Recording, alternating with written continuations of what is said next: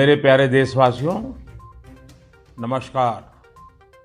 आज 27 दिसंबर है। 4 दिन बाद ही 2021 की शुरुआत होने जा रही है। आज की मन की बात एक प्रकार से 2020 की आखिरी मन की बात है। अगली मन की बात 2021 में प्रारंभ होगी। साथियों, मेरे सामने आपकी लिखी ढेर सारी चिट्ठियां हैं। माईगॉव पर जो आप सुझाव भेजते हैं वो भी मेरे सामने हैं। कितने ही लोगों ने फोन करके अपनी बात बताई है। ज्यादातर संदेशों में बीते हुए वर्ष के अनुभव और 2021 से जुड़े संकल्प है। कोल्हापुर से अंजलि जी ने लिखा है कि नए साल पर हम दूसरों को बधाई देते हैं, शुभकामनाएं देते हैं। तो इस बार हम एक नया काम करें। क्यों न हम अपने देश को बधाई दें, देश को भी शुभकामनाएं दें। अंजलि जी, वाकई बहुत ही अच्छा विचार है। हमारा देश 2021 में सफलताओं के नए शिखर छुए, दुनिया में भारत की पहचान और सशक्त हो, इसकी कामना से बड़ा और क्या हो सकता है। साथियों, नमो ऐप पर मुंबई के अभिषेक जी ने एक मैसेज पोस्ट किया है। उन्होंने लिखा है कि 2020 ने जो दिखा दिया, जो सिखा दिया, वो कभी सोचा ही नहीं था। कोरोना से जुड़ी तमाम बातें उन्होंने लिखी हैं। इन चिट्ठियों में, इन संदेशों में मुझे एक बात जो कॉमन नजर आ रही है, खास नजर आ रही है, वो मैं आज आपसे शेयर करना चाहूंगा। अधिकतर पत्रों में लोगों ने देश के सामर्थ्य, देशवासियों की सामूहिक शक्ति की भरपूर प्रशंसा की है। जब जनता कर्फ्यू जैसा अभिनव प्रयोग पूरे विश्व के लिए प्रेरणा बना, जब ताली थाली बजाकर देश ने हमारे कोरोना वॉरियर्स का सम्मान किया था, एकजुटता दिखाई थी, उसे भी कई लोगों ने याद किया है। साथियों, देश के सामान्य से सामान्य मानवी ने इस बदलाव को महसूस किया है। मैंने देश में आशा का एक अद्भुत प्रभाव भी देखा है। चुनौतियां खूब आई, संकट भी अनेक आए। कोरोना के कारण दुनिया में सप्लाई चेन को लेकर अनेक बाधाएं भी आई, लेकिन हमने हर संकट से नए सबक लिए। देश का नया सामर्थ्य भी पैदा हुआ। अगर शब्दों में कहना है तो इस सामर्थ्य का नाम है आत्मनिर्भरता। साथियों, दिल्ली में रहने वाले अभिनव बैनर्जी ने अपना जो अनुभव मुझे लिखकर भेजा है वो भी बहुत दिलचस्प है। अभिनव जी को अपनी रिश्तेदारी में बच्चों को गिफ्ट देने के लिए कुछ खिलौने खरीदने थे, इसलिए वो दिल्ली की झंडेवालान मार्केट गए थे। आप में से बहुत लोग जानते ही होंगे, ये मार्केट दिल्ली में साइकिल और खिलौनों के लिए जाना जाता है।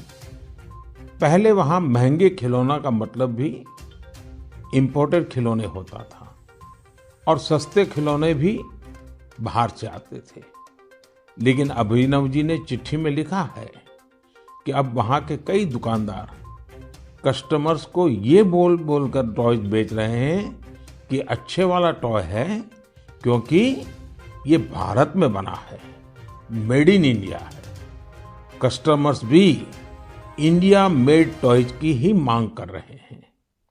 यही तो है ये सोच में कितना बड़ा परिवर्तन। यह तो जीता जागता सबूत है देशवासियों की सोच में कितना बड़ा परिवर्तन आ रहा है, और वो भी 1 साल के भीतर भीतर। इस परिवर्तन को आंकना आसान नहीं है। अर्थशास्त्री भी इसे अपने पैमानों पर तोल नहीं सकते। साथियों, मुझे विशाखापट्टनम से वेंकट मुरली प्रसाद जी ने जो लिखा है, उसमें भी एक अलग ही तरह का आइडिया है। वेंकट जी ने लिखा है, मैं आपको 2021 के लिए 2021 के लिए अपना एबीसी अटैच कर रहा हूं। मुझे कुछ समझ में नहीं आया कि आखिर एबीसी से उनका क्या मतलब है। तब मैंने देखा कि वेंकट जी ने चिट्ठी के साथ एक चार्ट भी अटैच कर रखा है। मैंने वो चार्ट देखा और फिर समझा कि एबीसी का उनका मतलब है आत्मनिर्भर भारत चार्ट, एबीसी। यह बहुत ही दिलचस्प है। वेंकट जी ने उन सभी चीजों की पूरी लिस्ट बनाई है जिन्हें वो प्रतिदिन इस्तेमाल करते हैं। इसमें electronics, stationery, self care items, उसके अलावा और भी बहुत कुछ शामिल है। वेंकट जी ने कहा है कि हम जाने अनजाने में उन विदेशी प्रोडक्ट्स का इस्तेमाल कर रहे हैं जिनके विकल्प भारत में आसानी से उपलब्ध हैं। अब उन्होंने कसम खाई है कि मैं उसी प्रोडक्ट का इस्तेमाल करूंगा जिनमें हमारे देशवासियों की मेहनत और पसीना लगा हो। साथियों, लेकिन इसके साथ ही उन्होंने कुछ और भी ऐसा कहा है जो मुझे काफी रोचक लगा है।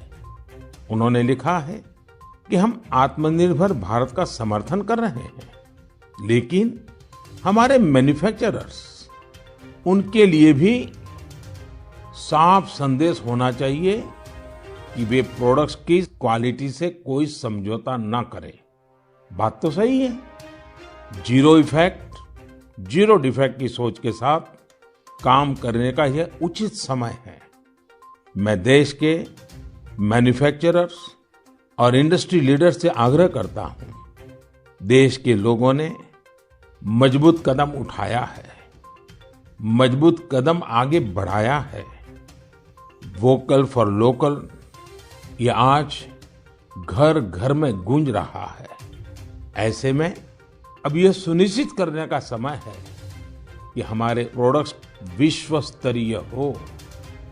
जो भी ग्लोबल बेस्ट हैं वो हम भारत में बनाकर दिखाएं। इसके लिए हमारे उद्यमी साथियों को आगे आना है, स्टार्टअप्स को भी आगे आना है।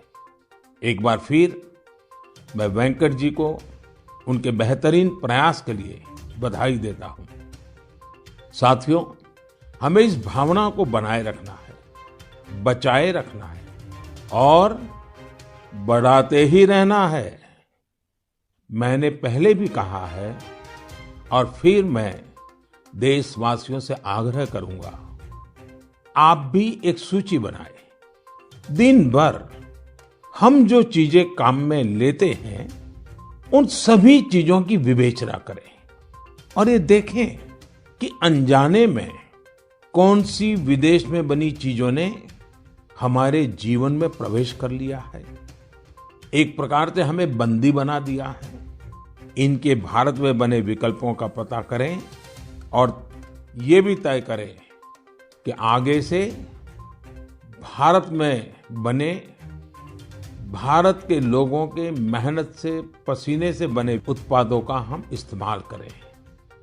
आप हर साल न्यू ईयर रिजोल्यूशन लेते हैं।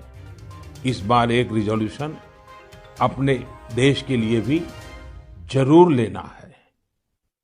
मेरे प्यारे देशवासियों, हमारे देश में आतताइयों से, अत्याचारियों से, देश की हजारों साल पुरानी संस्कृति, सभ्यता, हमारे रीति रिवाज को बचाने के लिए कितने बड़े बलिदान दिए गए हैं। आज उन्हें याद करने का भी दिन है। आज के ही दिन गुरु गोविंद सिंह जी के पुत्रों साहिबजादे जोरावर सिंह और फतेह सिंह को दीवार में जिंदा चुनवा दिया गया था।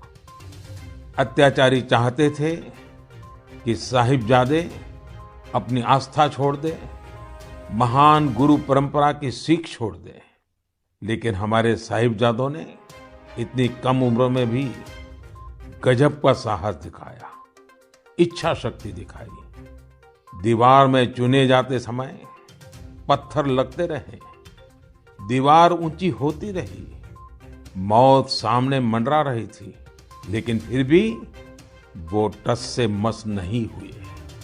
आज ही के दिन गुरु गोविंद सिंह जी की माता गुजरी ने भी शहादत दी थी। करीब एक सप्ताह पहले श्री गुरु तेग बहादुर जी की भी शहादत का दिन था। मुझे यहाँ दिल्ली के गुरुद्वारा रकाबगंज जाकर गुरु तेग बहादुर जी को श्रद्धा सुमन अर्पित करने का, मत्था टेकने का अवसर मिला। इसी महीने श्री गुरु गोविंद सिंह जी से प्रेरित अनेक लोग जमीन पर सोते हैं। लोग श्री गुरु गोविंद सिंह जी के परिवार के लोगों के द्वारा दी गई शहादत को बड़ी भावपूर्ण अवस्था में याद करते हैं। इस शहादत ने संपूर्ण मानवता को, देश को नई सीख दी। इस शहादत ने हमारी सभ्यता को सुरक्षित रखने का महान कार्य किया। हम सब इस शहादत के कर्जदार हैं। एक बार फिर मैं श्री गुरु तेग बहादुर जी, माता गुजरी जी, गुरु गोविंद सिंह जी और चारों साहिबजादों की शहादत को नमन करता हूं। ऐसे ही अनेकों शहादतों ने भारत के आज के स्वरूप को बचाए रखा है, बनाए रखा है। मेरे प्यारे देशवासियों, अब मैं एक ऐसी बात बताने जा रहा हूं जिससे आपको आनंद भी आएगा और गर्व भी होगा।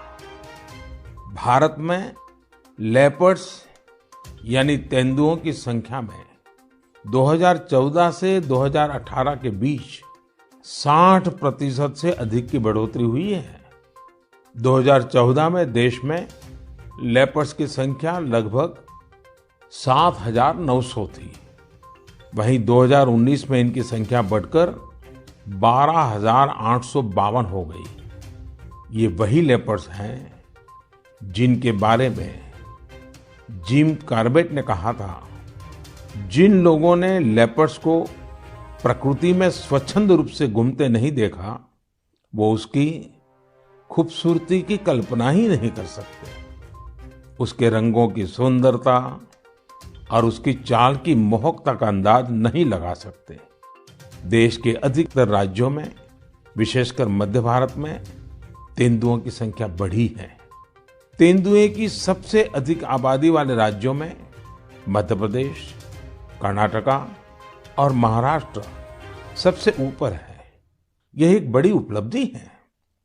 तेंदुए पूरी दुनिया में वर्षों से खतरों का सामना करते आ रहे हैं। दुनिया भर में उनके हैबिटेट को नुकसान हुआ है। ऐसे समय में भारत ने तेंदुए की आबादी में लगातार बढ़ोतरी कर पूरे विश्व को एक रास्ता दिखाया है।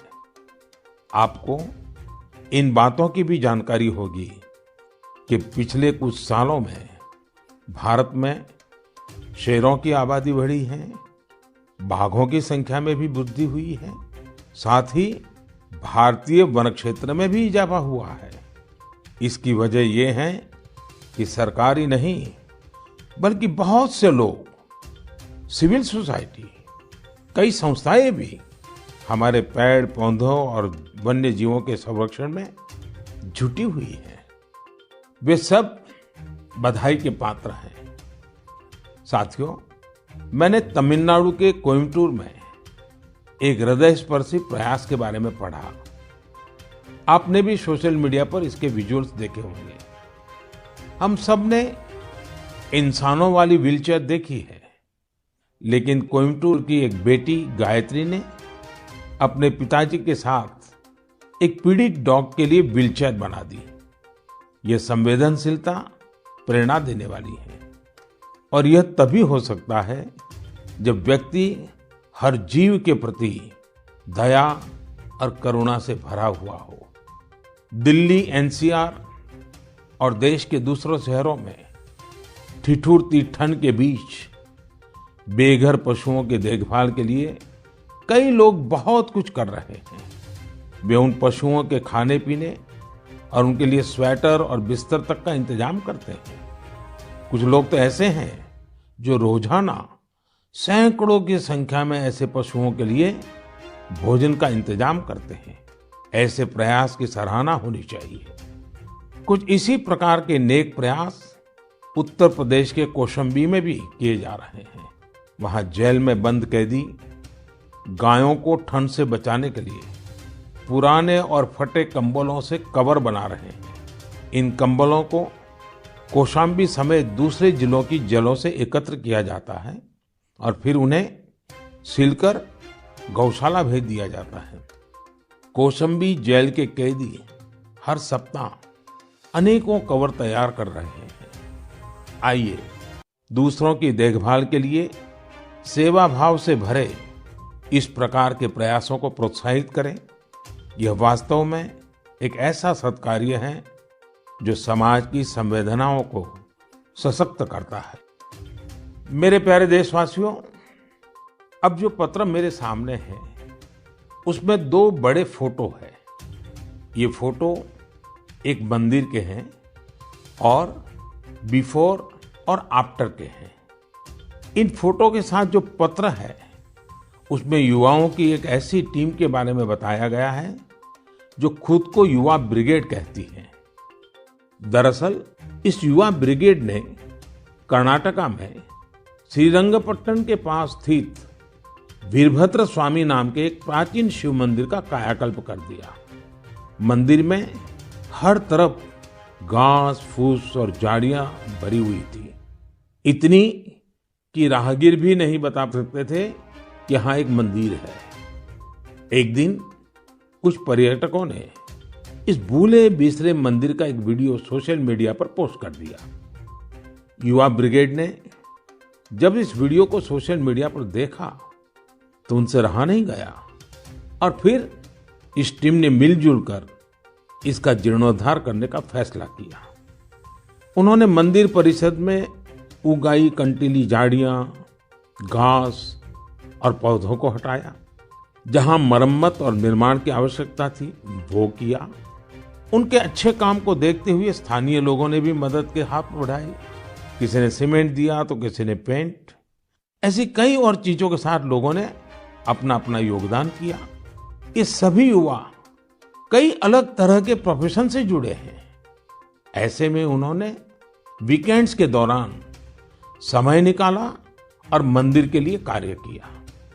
युवाओं ने मंदिर में दरवाजा लगवाने के साथ साथ बिजली का कनेक्शन भी लगवाया। इस प्रकार उन्होंने मंदिर के पुराने वैभव को फिर से स्थापित करने का काम किया। जुनून और दृढ़ निश्चय ऐसी 2 चीजें हैं जिनसे लोग हर लक्ष्य प्राप्त कर सकते हैं। जब मैं भारत के युवाओं को देखता हूं तो खुद को आनंदित और आश्वस्त महसूस करता हूं। आनंदित और आश्वस्त इसलिए क्योंकि मेरे देश के युवाओं में कैन डू की अप्रोच है और विल डू की स्पिरिट है। उनके लिए कोई भी चुनौती बड़ी नहीं है, कुछ भी उनकी पहुंच से दूर नहीं है। मैंने तमिलनाडु की एक टीचर के बारे में पढ़ा।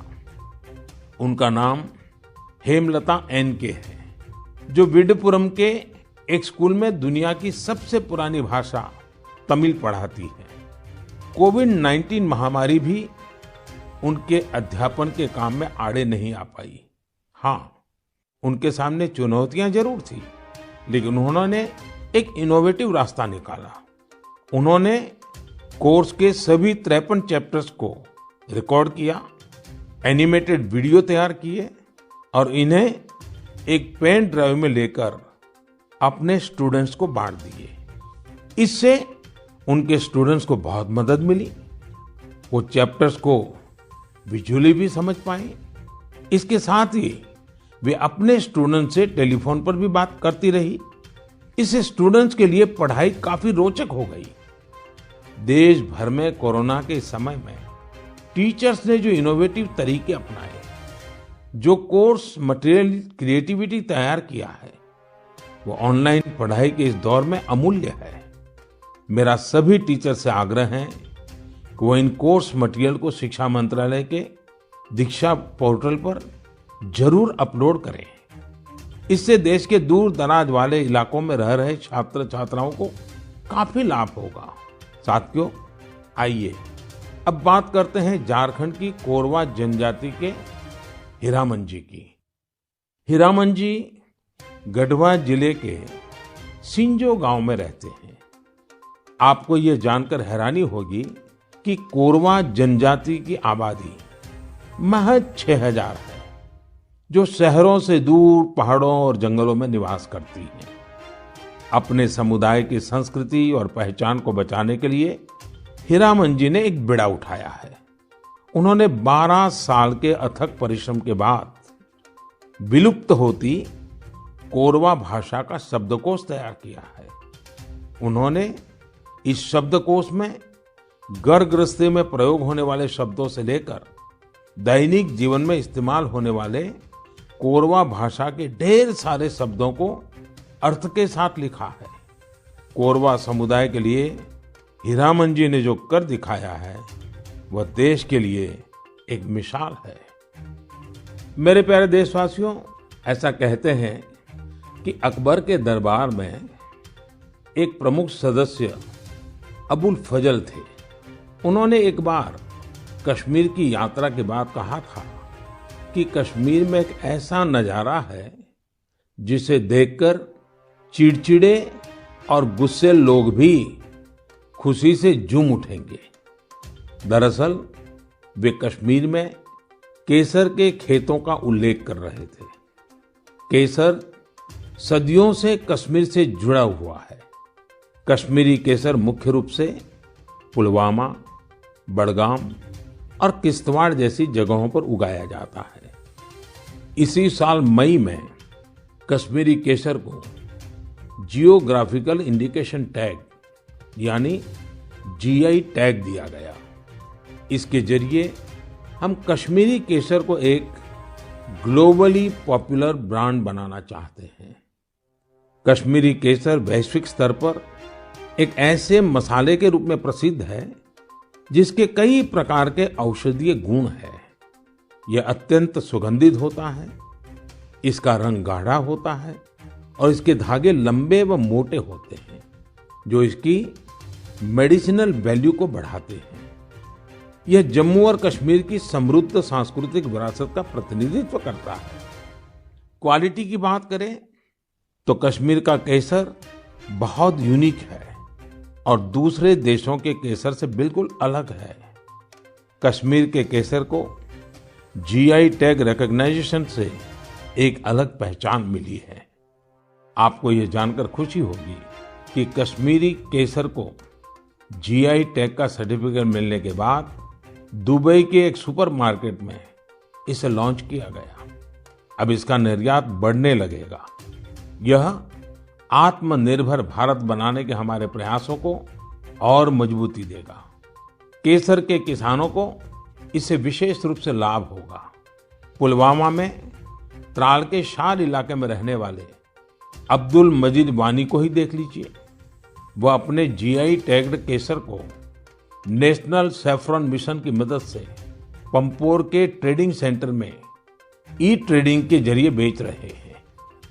इसके जैसे कई लोग कश्मीर में यह काम कर रहे हैं। अगली बार जब आप केसर को खरीदने का मन बनाएं तो कश्मीर का ही केसर खरीदने की सोचें। कश्मीरी लोगों की गर्मजोशी ऐसी है कि वहां के केसर का स्वाद ही अलग होता है। मेरे प्यारे देशवासियों, अभी 2 दिन पहले ही गीता जयंती थी। गीता हमें हमारे जीवन के हर संदर्भ में प्रेरणा देती है। लेकिन क्या आपने कभी सोचा है गीता इतनी अद्भुत ग्रंथ क्यों है? वो इसलिए क्योंकि ये स्वयं भगवान श्री कृष्ण की ही वाणी है। लेकिन गीता की विशिष्टता ये भी है कि ये जानने की जिज्ञासा से शुरू होती है, प्रश्न से शुरू होती है। अर्जुन ने भगवान से प्रश्न किया, जिज्ञासा की, तभी तो गीता का ज्ञान संसार को मिला।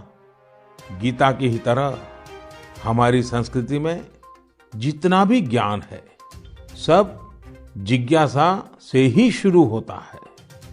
वेदांत का तो पहला मंत्र ही है अथातो ब्रह्म जिज्ञासा, अर्थात आओ हम ब्रह्म की जिज्ञासा करें। इसलिए तो हमारे यहाँ ब्रह्म के भी अन्वेषण की बात कही जाती है। जिज्ञासा की ताकत ही ऐसी है। जिज्ञासा आपको लगातार नए के लिए प्रेरित करती है। बचपन में हम इसलिए तो सीखते हैं क्योंकि हमारे अंदर जिज्ञासा होती है। यानी जब तक जिज्ञासा है तब तक जीवन है। जब तक जिज्ञासा है तब तक नया सीखने का क्रम जारी है। इसमें कोई उम्र, कोई परिस्थिति मायने ही नहीं रखती।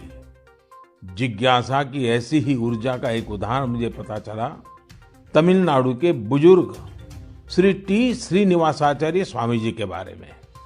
श्री टी श्रीनिवासाचार्य स्वामी जी 92 साल के हैं, 92 इयर्स।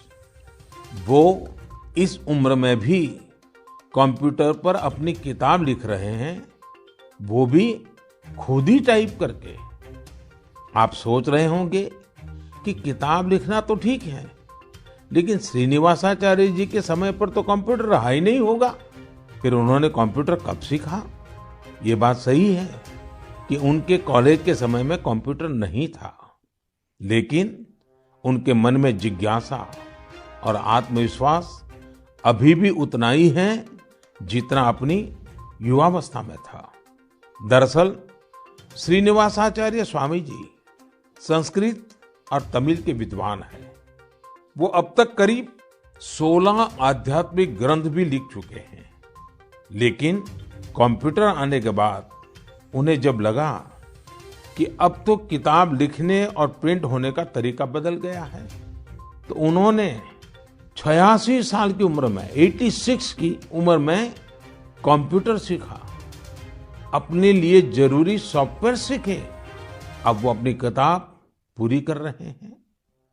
साथियों, श्री टी श्रीनिवासाचार्य स्वामी जी का जीवन इस बात का प्रत्यक्ष प्रमाण है कि जीवन तब तक ऊर्जा से भरा रहता है जब तक जीवन में जिज्ञासा नहीं मरती है, सीखने की चाह नहीं मरती है।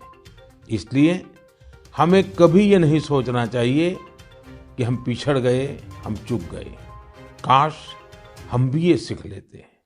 हमें ये भी नहीं सोचना चाहिए कि हम नहीं सीख सकते या आगे नहीं बढ़ सकते। मेरे प्यारे देशवासियों, अभी हम जिज्ञासा से कुछ नया सीखने और करने की बात कर रहे थे। नए साल पर नए संकल्पों की भी बात कर रहे थे। लेकिन कुछ लोग ऐसे भी होते हैं जो लगातार कुछ न कुछ नया करते रहते हैं, नए नए संकल्पों को सिद्ध करते रहते हैं। आपने भी अपने जीवन में महसूस किया होगा, जब हम समाज के लिए कुछ करते हैं तो बहुत कुछ करने की ऊर्जा समाज हमें खुद ही देता है। सामान्य सी लगने वाली प्रेरणाओं से बहुत बड़े काम भी हो जाते हैं। ऐसे ही एक युवा है श्रीमान प्रदीप सांगवान। गुरुग्राम के प्रदीप सांगवान 2016 से हीलिंग हिमालय नाम से अभियान चला रहे हैं। वो अपनी टीम और वॉलंटियर्स के साथ हिमालय के अलग अलग इलाकों में जाते हैं और जो प्लास्टिक कचरा टूरिस्ट वहां छोड़कर आते हैं वो साफ करते हैं। प्रदीप जी अब तक हिमालय की अलग अलग टूरिस्ट लोकेशन से टनों प्लास्टिक साफ कर चुके हैं। इसी तरह कर्नाटका के एक युवा दंपति है अनुदीप और मीनूषा। अनुदीप और मीनूषा ने अभी पिछले महीने नवंबर में ही शादी की है। शादी के बाद बहुत से युवा घूमने फिरने जाते हैं, लेकिन इन दोनों ने कुछ अलग किया। ये दोनों हमेशा देखते थे कि लोग अपने घर से बाहर घूमने तो जाते हैं, लेकिन जहां जाते हैं वहीं ढेर सारा कूड़ा कचरा छोड़कर आ जाते हैं। कर्नाटका के सोमेश्वर बीच पर भी यही स्थिति थी। अनुदीप और मीनूषा ने तय किया कि वो सोमेश्वर बीच पर लोग जो कचरा छोड़कर गए हैं उसे साफ करेंगे।